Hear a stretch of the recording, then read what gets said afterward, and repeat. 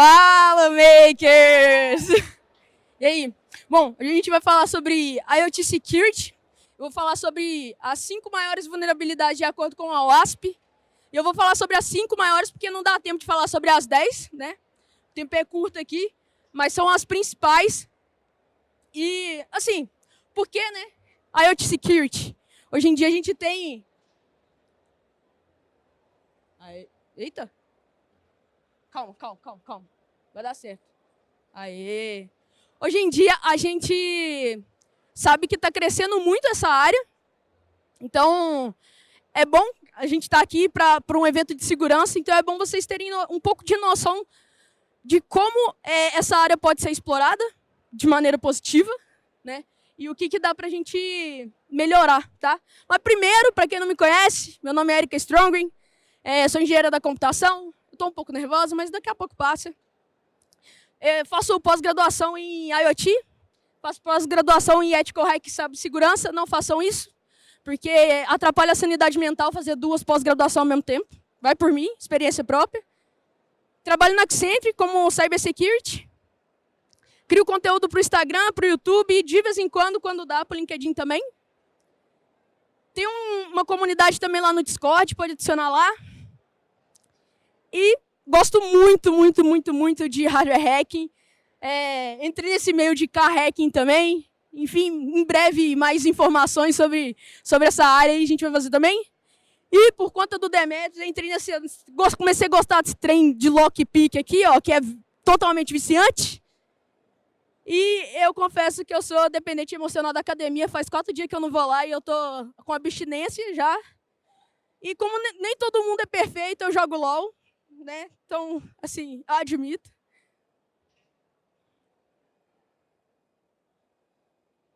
Tá passando certo.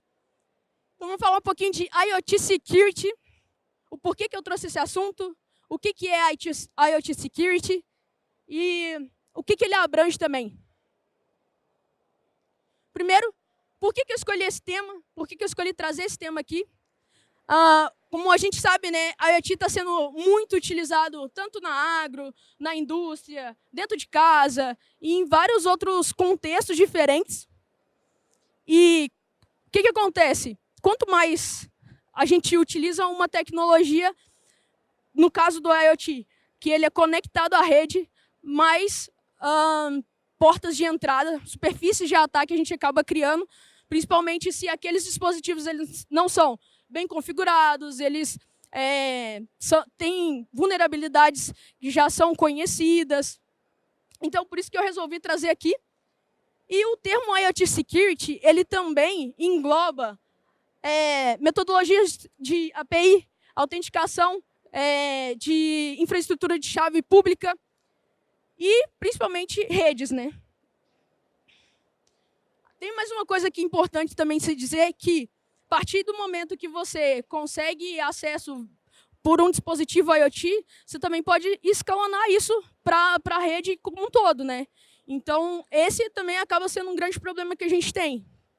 Usa o dispositivo IoT de porta de entrada, né?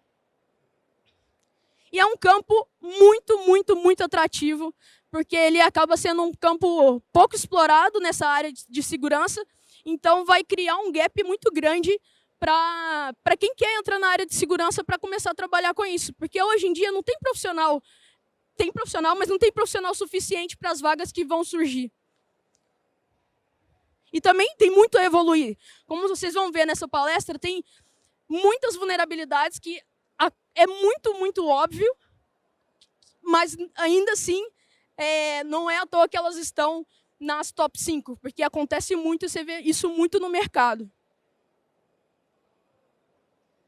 Para não falar fontes da minha cabeça, eu resolvi trazer notícias aqui, porque que está crescendo muito.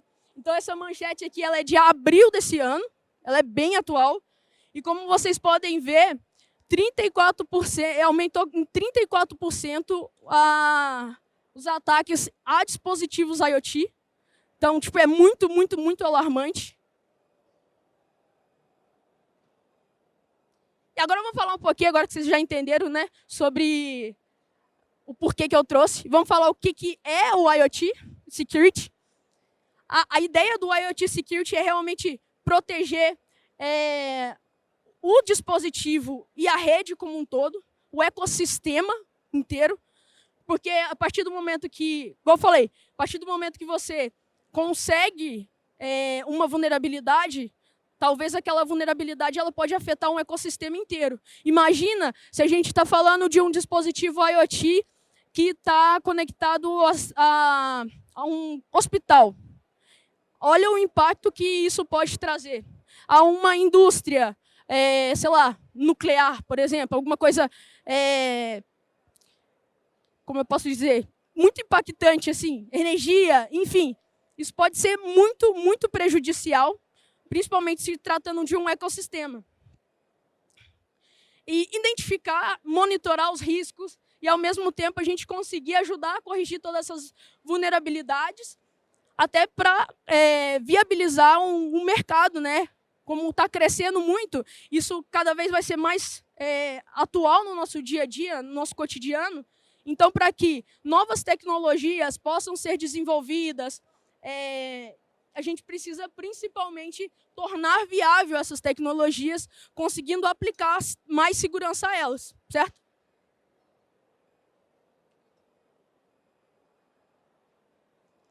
Mas, antes da gente falar das 5, primeiro eu falei de IoT Security, e eu queria perguntar para vocês, quem de vocês já ouviu falar do projeto da OASP aqui?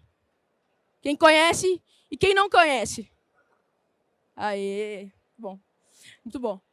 O projeto da OASP é um projeto que reúne muitos profissionais da área de segurança, desenvolvedores, empresas também que têm como objetivo, né, melhorar suas tecnologias. E aí, o que eles fizeram?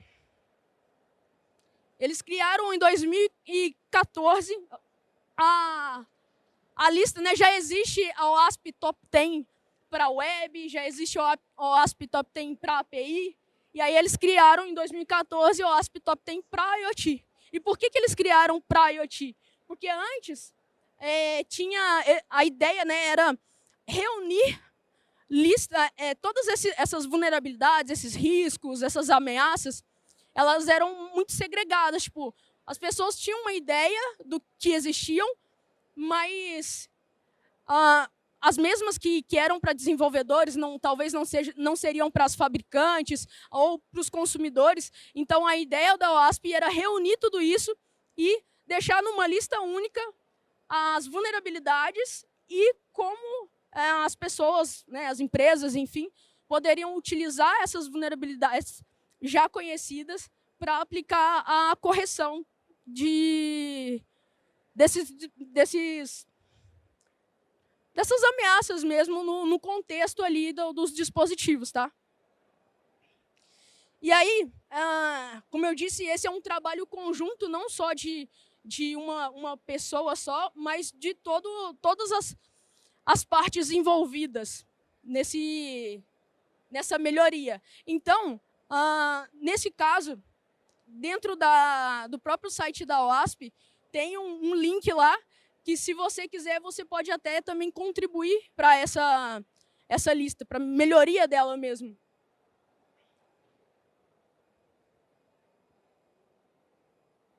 Então tá, beleza. Agora todo mundo sabe o que é o OASP, todo mundo sabe o que é a IoT. Vamos falar sobre as 5 maiores vulnerabilidades. E é engraçado, né? Olha só, parece muito óbvio. Vocês concordam comigo? Senhas fracas, ou previsíveis, ou codificadas dentro do próprio dispositivo, que a gente, na área de dev, chama de hashcode, né? Que estão ali já. Mas, mano, não é à toa que ela está em primeiro.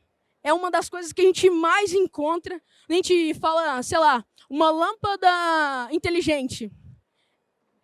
Cara, é muito esse tipo de dispositivo que vem da China, não falando que da China é ruim, tudo vem da China hoje em dia, mas são fabricadas em muito larga escala. Normalmente, esses dispositivos vêm com senha padrão, vêm com muitas vulnerabilidades que, tipo assim, quem fabrica, infelizmente, não está muito afim de fazer uma coisa mais voltada para a segurança, que tenham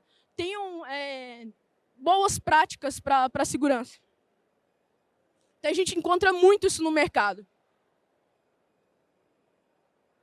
que que é? São senhas previsíveis, fracas, ou então, né, como eu falei, codificadas diretamente no dispositivo. Igual quando a gente pega um roteador e... Qual que é a senha padrão do roteador? Deixa eu ver se vocês sabem. Todo mundo sabe, cara. Todo mundo sabe. E aí, assim, beleza, vocês estão aqui num evento de segurança, então vocês entendem mais de segurança do que, sei lá, se eu fosse falar para minha avó, se eu fosse falar para minha mãe. Se eu fosse falar isso para ela, ela ia pegar o roteador e ia lá, não, vou trocar a senha. Vai fazer isso? Não vai, porque ela não tem esse conhecimento. Então, por isso que você encontra muito isso no mercado, porque dificilmente você vai pegar uma pessoa que é leiga e ela vai lá e troca a senha, por exemplo, a senha padrão. Até porque para ela é mais fácil ela lembrar, então ela vai acabar deixando lá. Então, quais as consequências dessa vulnerabilidade? Acesso não autorizado a dispositivos, comprometimento da privacidade e roubo de informações sensíveis. E um caso muito legal são câmeras de segurança. E eu não sei se vocês conhecem um site muito conhecido, Shodan, que você consegue ver isso. Então, você consegue ver o que acontece na vida real mesmo. Aí, ó, tá vendo? Até minha avó consegue identificar senhas que são padrão, ou, sei lá, você pega um dispositivo, o username dele é o nome do dispositivo, sei lá, eu tenho uma geladeira inteligente da Samsung. O nome do dispositivo é geladeira e da senha é 123. Cara, é muito comum. Tão comum que eu resolvi trazer para vocês. Cara, agora eu esqueci de novo o nome da pessoa. Ele trabalha na Amorphous, ele que me mostrou que é uma POC que ele fez. E na POC que ele fez, eu resolvi trazer aqui para vocês verem que foi uma coisa feita na vida real. E olha aqui o username. Olha o password. Teste. Na vida real, mano. Então, tipo assim, beleza, isso daí deve acontecer só em coisas simples. Não, velho. Você vê todo dia mesmo, assim, é muito comum.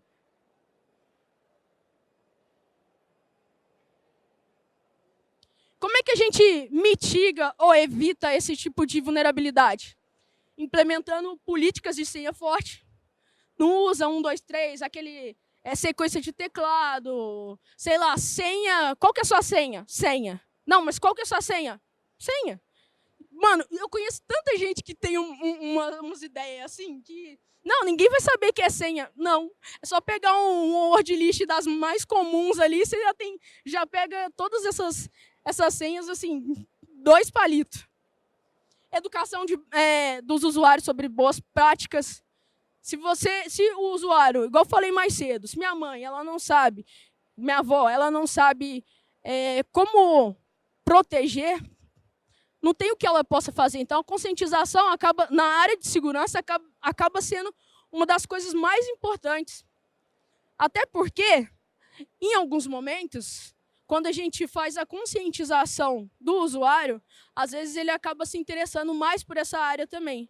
E aí ele se preocupa mais, não só com aquele dispositivo, talvez, que a gente falou com ele, mas talvez todos os dispositivos que ele acaba utilizando na casa dele ou no trabalho dele. Então, acaba que isso... ou então até com a família dele ele começa a falar mais sobre. E isso, então, a gente ajuda mas acaba ajudando uma galera toda.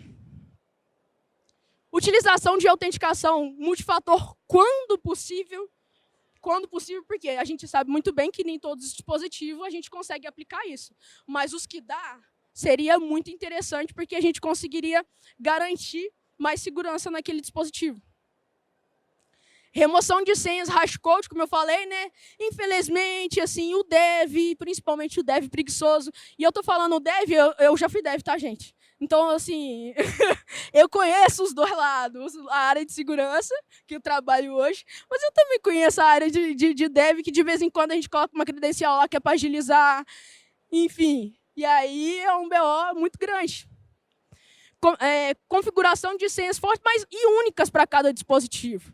Quando a gente compra lá, igual eu falei, A gente compra vários dispositivos iguais. A gente sabe que todos os dispositivos já têm uma senha padrão. Às vezes tem alguns dispositivos realmente que não tem como você trocar a senha. Mas, se cada um viesse com uma senha, já ajudaria muito. Porque a gente que é da área de ofensiva, né, principalmente, a gente já sabe de umas coisas que pode ter. Então, por exemplo, se a gente sabe que o dispositivo X ele vai ter a senha X, qual vai ser a primeira coisa que você vai fazer? No mais fácil, né? Então, é isso que a gente vai procurar. Se aí tem senhas diferentes, aí já complica muito. Porque aí já não dá para usar um brute force muito efetivo, a gente não consegue fazer alguns tipos de ataques que são mais conhecidos. Aí complicou. Recomendação de troca de senhas regulares. Normalmente em empresa a gente tem isso, né? A gente acha um saco, porque aí depois a gente tem que ficar lembrando toda hora que vai acessar o dispositivo, mas a gente também garante mais segurança nele. Implementação de rate limit, que a gente consegue evitar dessa forma brute force. E implementação de bloqueio com tempo de espera. Sabe quando a gente esquece a senha do celular? Aí vai lá, a gente tenta 3 vezes, e aí ele pede para a gente esperar 5 minutos. Aí depois a gente tenta mais 3, e ele pede para a gente esperar mais 10 minutos. Aí chega uma hora que você, deixa isso para lá, que não vou estar querendo não, tem outras coisas que está mais vulnerável, eu vou em outras. Então a gente pode não, a gente não tem como garantir 100% da segurança, mas a gente pode implementar formas que dificultem a pessoa de conseguir êxito naquilo que ela está tentando. Então, essas são formas que a gente dificulta. Então, a pessoa tem que querer muito para ela conseguir colocar mais tempo para chegar no êxito. A segunda é serviços de rede inseguro. Como eu disse no começo, né? IoT, internet das coisas, tudo está conectado. Então, rede acaba sendo uma das coisas que a gente tem que prestar muita atenção.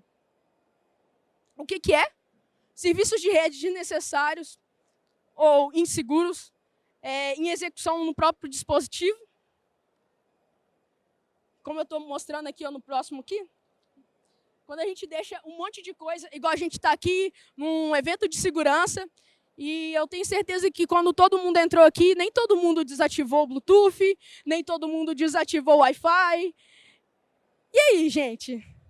Vocês sabem muito bem, como vocês estão num evento de segurança, que essas tecnologias podem ser portas de entrada para pessoas. Todo mundo lembrou de desativar aqui? Será? Potenciais consequências: comprometimento do dispositivo em si, interceptação de dados, manipulação de informações e, principalmente, negação de serviço. Quando a gente consegue ter, igual eu falei no começo, beleza, a gente consegue uma vulnerabilidade, a gente consegue comprometer aquele dispositivo. A gente tem controle dele. Agora, você imagina que a gente tem vários dispositivos iguais. O que a gente pode fazer? Criar uma botnet e utilizar todos os dispositivos para fazer um ataque massivo de negação de serviço, mais conhecido como DDoS. E aí, só para ter um impacto maior, para vocês verem que eu peguei esse report do abril do ano passado, se vocês quiserem, tem disponível, posso passar para vocês, mas abril do ano passado foi o mês mais ativo para botnets com 5.000 endereços de invasores coletados. É coisa demais da conta. E como é que a gente evita isso? Desativando o serviço, que foi o que eu falei. Vocês desativaram? Bom, beleza, se você tem o serviço desativado, você já evita menos uma porta para que aquilo seja explorado, certo? Implementação de criptografia forte, por quê? Quando eu tento fazer uma interceptação de dados, se os dados estão criptografados e eu não consigo descriptografar, não tenho uma senha exposta, alguma coisa assim, mano, dificulta muito. Eu vejo isso no meu trabalho todo dia, inclusive é frustrante. Cara, não dá. Então, você já evita mais um tipo de vulnerabilidade. assegurar que o firmware do dispositivo esteja atualizado. E isso é um problema gigantesco na área de IoT, é atualizar firmware. Utilização de firewalls para controlar o tráfego de entrada e saída. E, principalmente, também, quando a gente não consegue evitar que algo aconteça, o que a gente faz? A gente monitora. Então, implementar um monitoramento de tráfego de rede para identificar atividades suspeitas, porque se a gente consegue identificar aquela atividade antes, a gente tem tempo para conseguir fazer algo a respeito daquilo e evitar que aquilo aconteça, certo? Interface de ecossistema inseguras. Eu falei isso no começo também.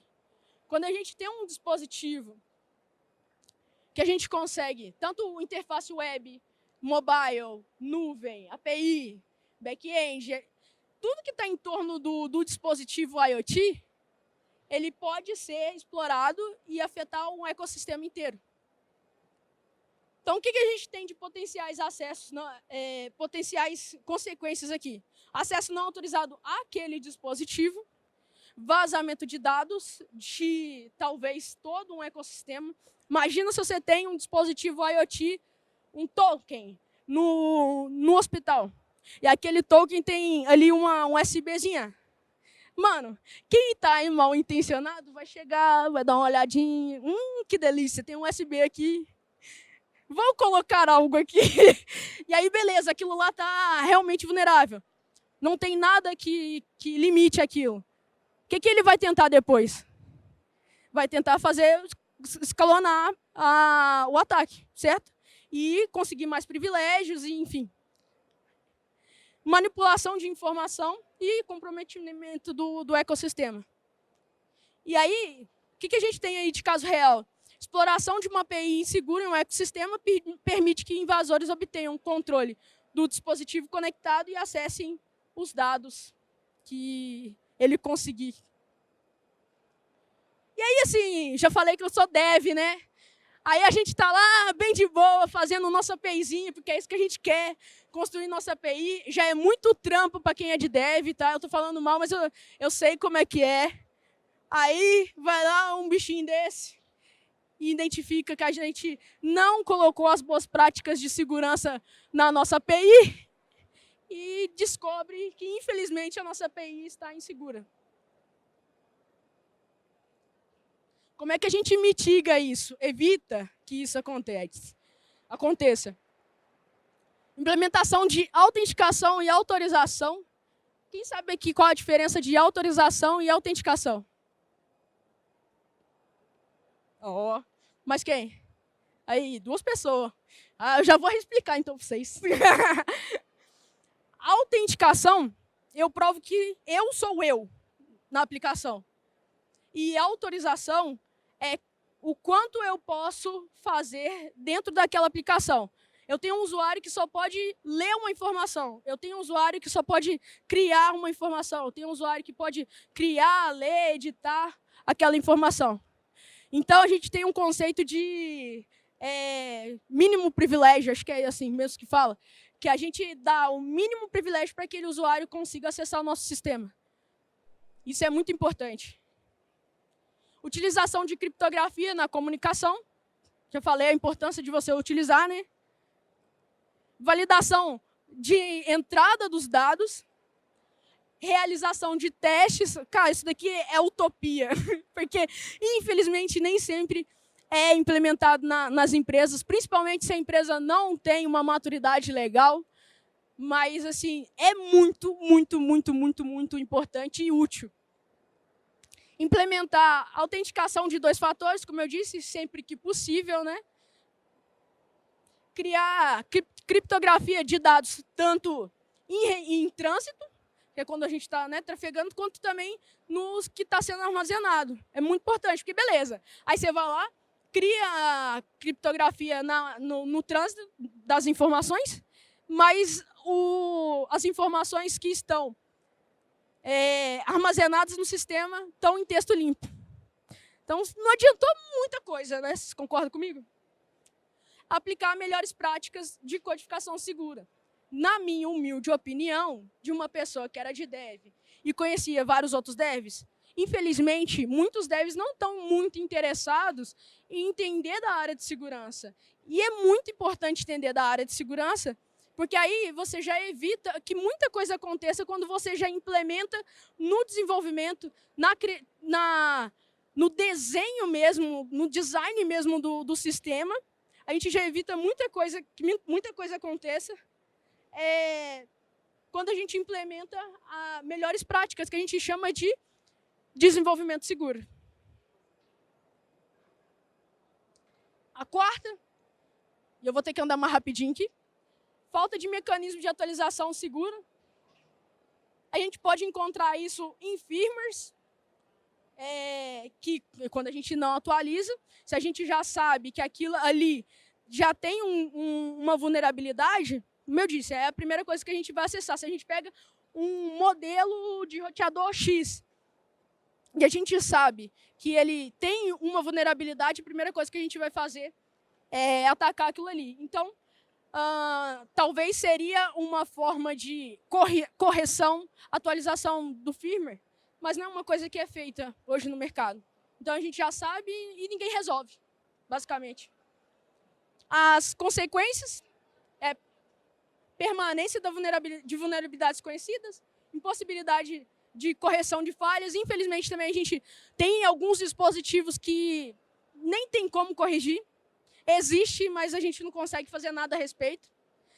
Aliás, a gente não consegue fazer nada a respeito, talvez naquele dispositivo. E aí, como eu disse antes, o que a gente faz para... Se a gente não consegue resolver, a gente monitora. Ou a gente mitiga, a gente faz um contorno ali, em volta dele, para que ele consiga ficar seguro. Exploração de vulnerabilidades não conhecidas. Então, um exemplo é ataques de exploração em IT que não recebem atualização de segurança. Como vocês podem ver aqui, infelizmente, né, muitos dispositivos têm essa frase aí, ó. Quando foi a última vez que você recebeu uma atualização? Já fazem 84 anos, mas eu estou funcionando. Só que é muito complicado isso. Como é que a gente evita que isso aconteça? Implementando mecanismos de atualização segura, mas isso é uma coisa que... Quem que tem que se preocupar? A fabricante, no caso, né? Isso acaba sendo uma responsabilidade de implementação de quem desenvolve o dispositivo. Porque o usuário não consegue fazer isso. Tem coisa que o usuário ainda pode ajudar, mas tem coisa que não depende dele. Mecanismo de anti-rollback,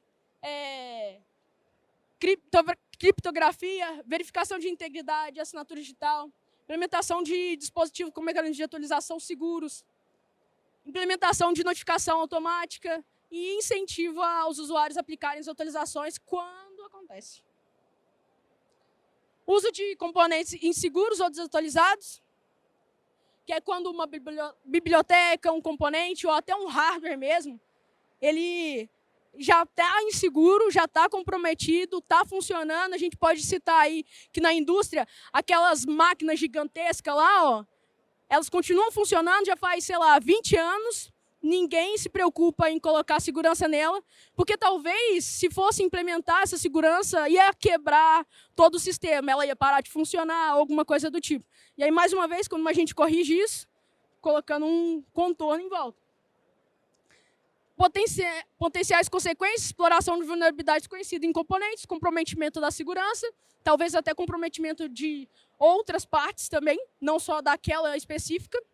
E esse ataque aqui, que eu não vou saber falar o nome, é um ataque muito conhecido. Existe uma CVE que eu não vou saber de cor o número dela, mas eu tenho ela aqui, se vocês quiserem saber, que ela já explora vulnerabilidades em chips de Wi-Fi já conhecidos e permite que invasores interceptem e descriptografem os dados da rede. Então, ele consegue identificar e ler aquela informação. Como eu disse, o Windows 95 funcionando, às vezes a gente acha, não é incomum, infelizmente. Como é que a gente mitiga isso?